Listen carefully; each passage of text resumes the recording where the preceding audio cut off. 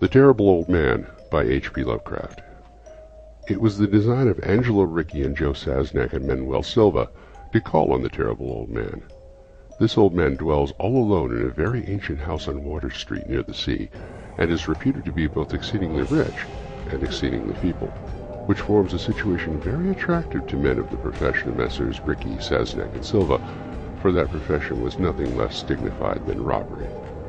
The inhabitants of Kingsport say and think many things about the Terrible Old Man, which generally keep him safe from the attention of gentlemen like Mr. Ricci and his colleagues, despite the almost certain fact that he hides a fortune of indefinite magnitude somewhere about his musty and venerable abode. He is in truth a very strange person, believed to have been the captain of East India clipper ships in his day, so that no one can remember when he was young, and so taciturn that few knew his real name. Among the gnarled trees in his front yard of his aged and neglected place he maintains a strange collection of large stones, oddly grouped and painted so that they resemble the idols of some obscure Eastern temple. The collection frightens away most of the small boys who love to taunt the Terrible Old Man about his long white hair and beard, or to break into the small paned windows of his dwelling with wicked missiles. But there are other things which frighten the older and more curious folk, who sometimes steal up to the house to peer in through the dusty panes. These folks say that on a table in a large bare room on the ground floor are many peculiar bottles, in each a small piece of lead suspended pendulum-wise from a string.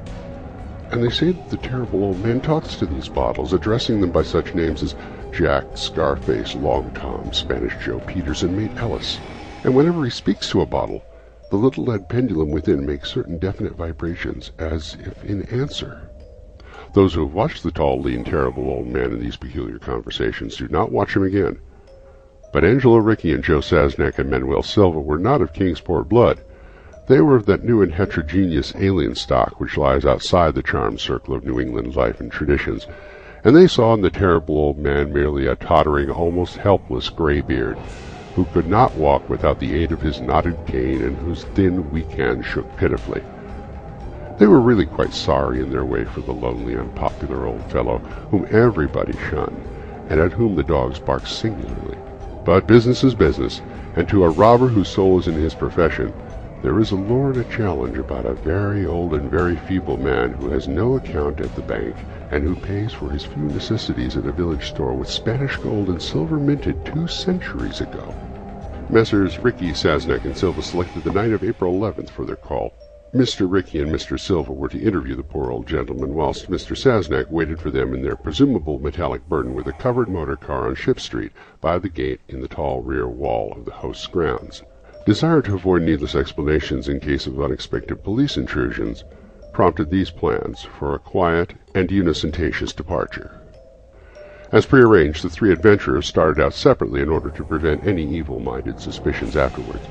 Messrs. Ricci and Silva met at Water Street by the old man's front gate, and although they did not like the way the moon shone down upon the painted stones through the budding branches of the gnarled trees, they had more important things to think about than mere idle superstition. They feared it might be unpleasant work making the Terrible Old Man loquacious concerning his hoarded gold and silver, for aged sea captains are notably stubborn and perverse. Still, he was very old and very feeble, and there were 2 visitors. Messrs. Ricci and Silva were experienced in the art of making unwilling persons voluble, and the screams of a weak and exceptionally vulnerable man can be easily muffled. So they moved up to the one-lighted window, and heard the Terrible Old Man talking childishly to his bottles with pendulums. Then they donned masks and knocked politely at the weather-stained oaken door.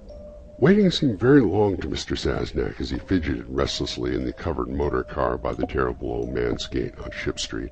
He was more than ordinarily tender-hearted, and he did not like the hideous screams that he had heard in the ancient house just after the hour appointed for the deed. Had he not told his colleagues to be as gentle as possible with the pathetic old sea captain? Very nervously he watched that narrow oaken gate and the high and ivy-clad stone wall. Frequently he consulted his watch and wondered at the delay. Had the old man died before revealing where his treasure was hidden, and a thorough search became necessary? Mr. Sasnak did not like to wait so long in the dark in such a place. Then he sensed a soft tread, or tapping, on the walk inside the gate, heard a gentle fumbling at the rusty latch, and saw the narrow, heavy door swing inward. and in the pallid glow of the single dim street lamp he strained his eyes to see what his colleagues had brought out of that sinister house which loomed so close behind. But when he looked, he did not see what he had expected, for his colleagues were not there at all, but only the terrible old man, leaning quietly on his knotted cane and smiling hideously. Mr. Sassenach had never before noticed the color of that man's eyes. Now he saw that they were yellow. Little things make considerable excitement in little towns, which is the reason that Kingsport people talked all that spring and summer about the 3 unidentifiable bodies horribly slashed as with many cutlasses, and horribly mangled as by the tread of many cruel boot heels which the tide washed in. And some people even spoke of things as trivial as the deserted motor car found on Ship Street, or certain especially inhuman cries, probably of a stray animal or migratory bird, heard in the night by wakeful citizens. But in this idle village gossip the terrible old man took no interest at all. He was by nature reserved, and when one is aged and feeble, one's reserve is doubly strong. Besides, so ancient a sea captain must have witnessed scores of things much more stirring in the far-off days of his unremembered youth. The end of The Terrible Old Man by H.P. Lovecraft.